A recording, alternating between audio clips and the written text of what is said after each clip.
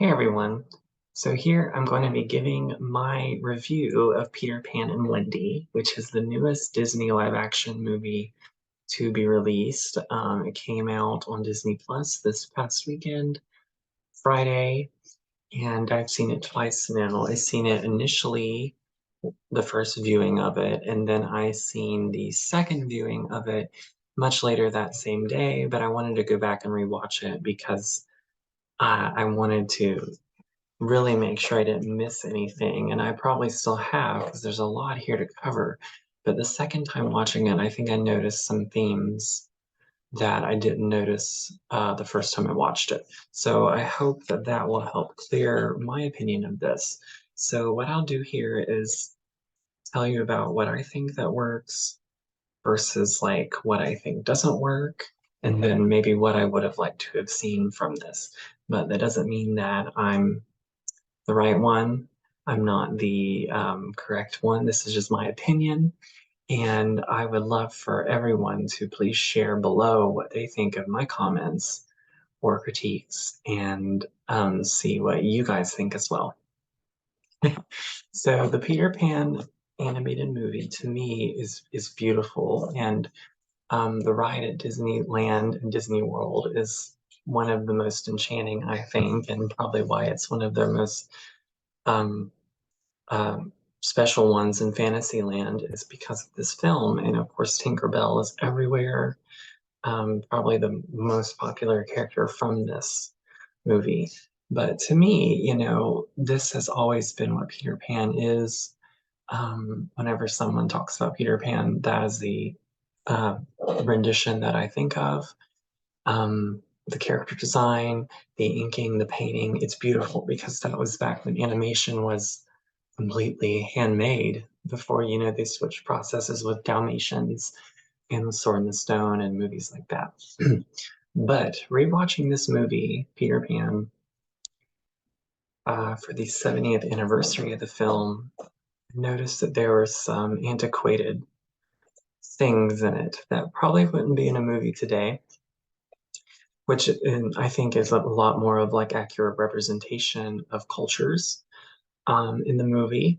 And there is actually a disclaimer on the Peter Pan movie when you watch it on Disney Plus before you can actually view the movie. But so I do think that it was possible for this to get updated.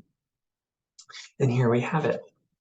So the director of this movie is David Lowery, and he directed the live action Pete's Dragon, which I've never seen before. Came out, it's been a good while ago now, but I just can tell from the aesthetics of that film compared to this film, there's like a similar aesthetic. Um, so one of the main themes here is this movie's color palette was very dark, and it never really had a splash of color like in the original animated movie. Color was everywhere, flowers were everywhere, everything was bright. The jungle was beautiful. The mermaids. Here, things are very muted. Things are kind of grayed down. And I'm not saying that there's not like beautiful shots here, but I was expecting there to be more embellishments. So it's really very the color scheme is grayed down, which I think is an artistic choice for him.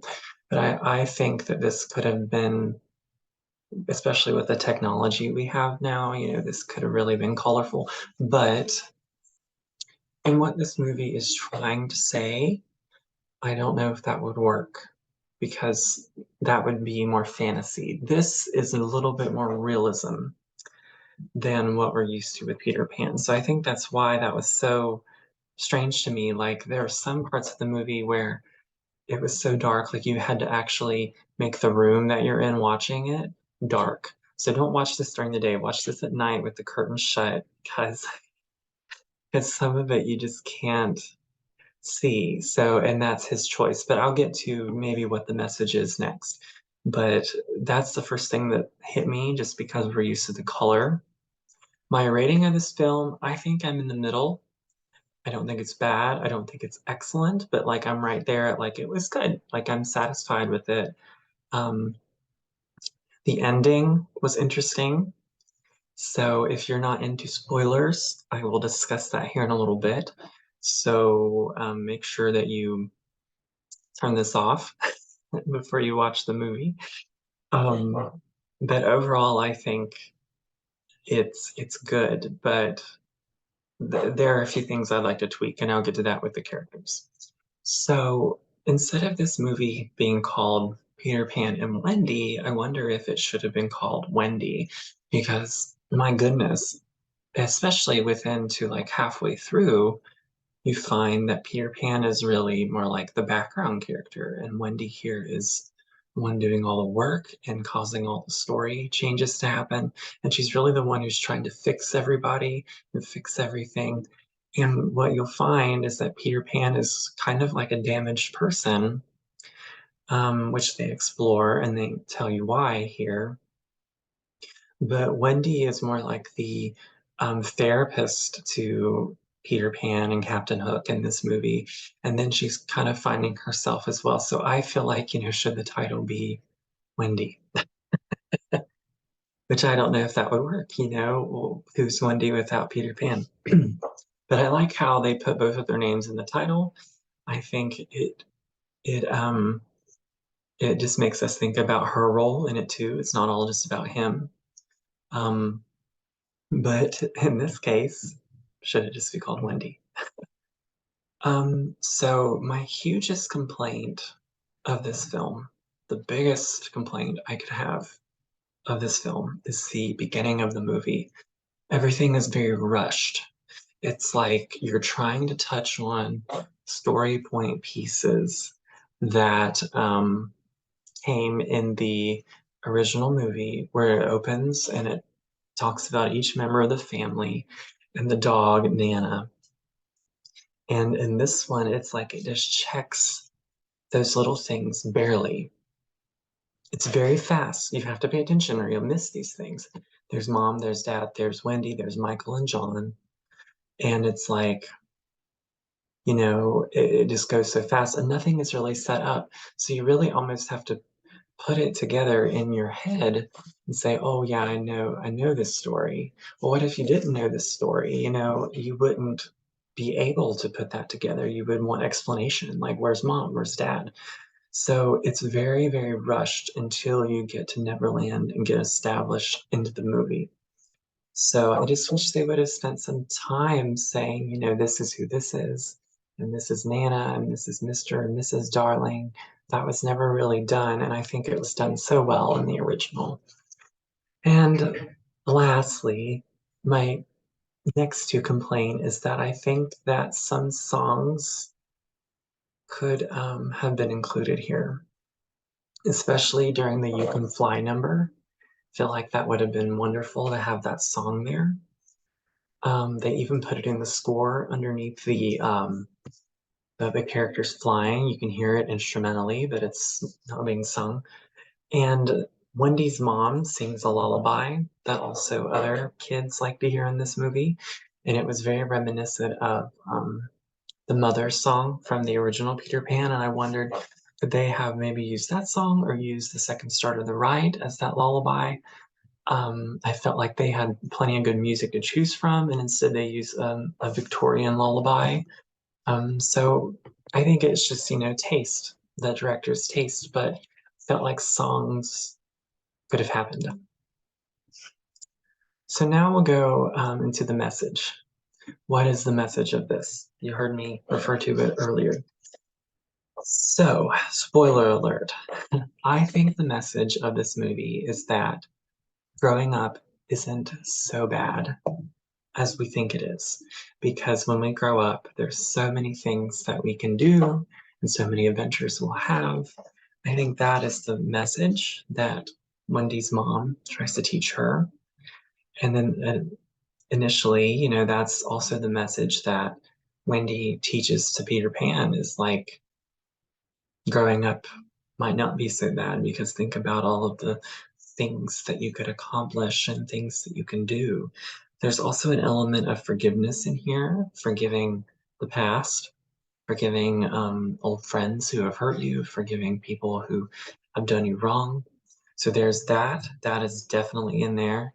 And then the last message I think here is women can be independent and powerful on their own, as Wendy proves with Tinker Bell. It's actually the two of them that save the day in the end. And Tiger Lily is also very awesome. Very, she really doesn't need Peter Pan. She's more like his little assistant who saves him whenever he needs help. But women, female empowerment is here, absolutely. And that Wendy, Tiger Lily, Tinkerbell can save the day. Also, Wendy here, and I think this is maybe why they didn't include any homage to like the mother song or in the original, um, we miss our mothers, you need a mother, that Wendy doesn't have to have kids someday. Wendy doesn't have to be a mother. Wendy can go on adventures, be whoever she wants to be, but it's just that message of you can be independent and choose what you want to do in your life, whether you be a princess, a girl from London, a mermaid, a pirate, there's that image too. But the message is growing up isn't so bad. You can be forgiven and have independence in your choices, is what I got. Let me know what you think. So now I'm going to just walk through the characters. And of course, I'll start with Wendy because she is the one who's most important here. So, in the original animated film, Wendy was voiced by Catherine Beaumont and she had a British accent. She did both Wendy and Alice, and it was great. Here we have Wendy, portrayed by Ever Anderson, and I love her look. I think she makes a good Wendy. She's actually what brings a lot of heart and soul into this film, and who really does a lot of the hard work. But comparing the two, I like Ever Anderson's version of Wendy because she is more independent.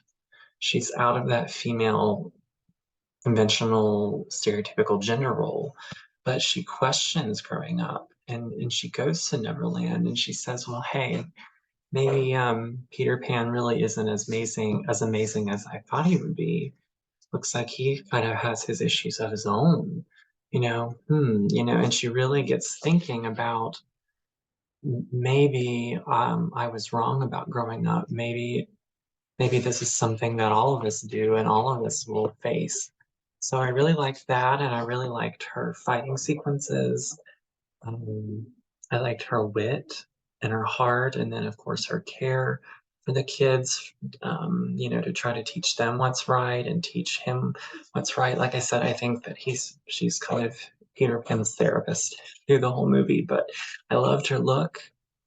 Um, and of course, she will never, replace the classic version, but there's new elements to this. Peter Pan is interesting here. As Alexander Maloney, I feel like he seems like a great kid, but during some of these action scenes, I just was not convinced that he really had the behavior to be Peter Pan. And I mean, I know he looked the part in the movie, but there's just some parts of this weren't convincing. So, these two characters are very different. This Peter Pan, very rambunctious and almost troublesome. And this Peter Pan, the new one, kind of heartbroken. Spoiler, um, he brings kids to Neverland to be with him, to kind of build his family, and he seeks kids who say they never want to grow up. That's the magic words he says that he looks for. And whenever you say that, that's whenever you'll find him coming after you and bringing you there so you can be young forever. Well, Peter Pan and Captain Hook in this movie were initially young kids together, and Captain Hook was the first lost boy that Peter brought. So there was some drama that happened there between them. He wanted to go back to his mom, and Peter didn't want him to, so he went back and turned into a pirate, kind of, and um, it didn't really work out like he thought it would. But so the two of them have this like damaged friendship, and it really bothers him that a child would want to grow up. because of that trauma he had with this family friend of his. So that's why he's so kind of damaged, but he is blinded a little bit. He's blinded by that growing up. Like he doesn't see that it could be a good thing too. So Wendy really helps him see that. And really, in the end of the movie, I thought he was going to go and live with Wendy and her family. That's where I thought this was going, but it didn't. It didn't. They just kind of he left his mark on Wendy, and Wendy left her mark on Peter Pan, and they both went on smarter and wiser. But it's interesting, these two versions are very different. But I wish that they would have casted a different child actor here because I felt like there was a lot of great options. And, I think Alexander Maloney is great. He seems like a very cool kid, but just wasn't convincing in some areas. All right, Tinker Bell. Although she doesn't have a whole lot to say during the movie because um, she's mute, well, silent, well, she speaks with little rings. I thought Yara Shahidi looked really pretty and fabulous as Tinkerbell, but such a shame that they really didn't give her any lines until the end. She has this wonderful line at the end, and it almost kind of brought a little bit of tears a little bit. It was really great because in this movie you can only hear fairies if you have like a certain awareness to fairies. So in the end, Wendy got to hear it because she found herself, I'm guessing. But it's a shame, they didn't give her more to say because she looks so good. And um, it's just hard because I think in animation, it's really easy to do that pantomime kind of movements. And here it was a little, I think, difficult for that to come across, but the CGI was convincing. I really believe Tinkerbell was a fairy. Okay, Captain Hook. So I said earlier the issues. There's emotional trauma between him and Peter Pan. But these two versions are very different. So different that the flamboyant, evil, almost conceited Captain Hook has been turned into kind of a sad story. It's definitely evil, and both of these versions are scared of the crocodile. I think in live action, that was pulled off really great with the crocodile in the scene with Skull Rock. I thought that was great. But you feel sorry for this Hook because him and his friend broke up and he just wanted his mother and the lullaby reminded him of his mother. And so you do feel sorry for this Captain Hook, Jude Law. Jude Law's Captain Hook. So it's interesting that he's no longer this like flashy character, more so like this character you feel sorry for.